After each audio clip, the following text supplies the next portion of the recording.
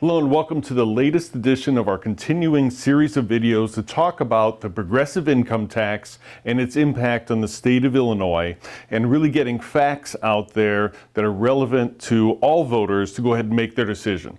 The Illinois Chamber is very opposed to the progressive income tax for a lot of reasons, and today we're going to talk about the impact of progressive taxes on the growth rates of the other 49 states. So what we've done here is divided the 50 states into 4 categories. The first is the category with no income tax whatsoever. The second is like Illinois, they've got a flat tax. Third is the group that we talk about as the effective flat tax. These are states that have a progressive tax, but it ramps up and you get the maximum rate coming into effect at $25,000 or below. We call that the effective flat tax. And then finally, you do have the progressive income tax states, which are more akin to what you get at the federal level here. So what we look at is we look at these 3 categories that we've talked about before. 28 states are effective flat tax, straight up flat tax, or no income tax whatsoever.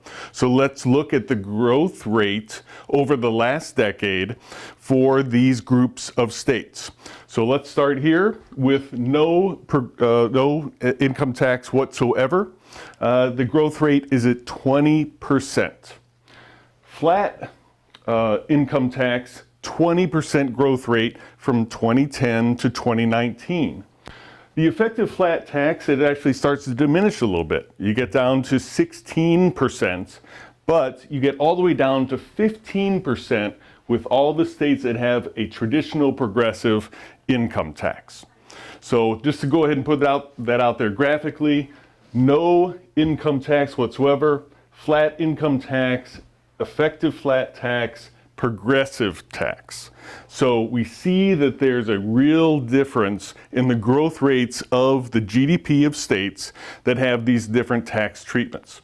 So if you wonder, is 5% really make a difference between the 15% and the 20% here? If you look at Illinois, if we had grown at our peers at 20%, that would be $54 billion we would have in our economy now that we don't if we had grown at the 20% rate. That, even on a conservative basis, tells you that's almost $2.8 billion more in taxes that the state would have taken in. That doesn't even account for local governments and the other economic opportunity. So we think that this is really compelling evidence that there is a big difference between having a graduated progressive tax and having a flat or no income tax whatsoever. So we look forward to talking to you again soon.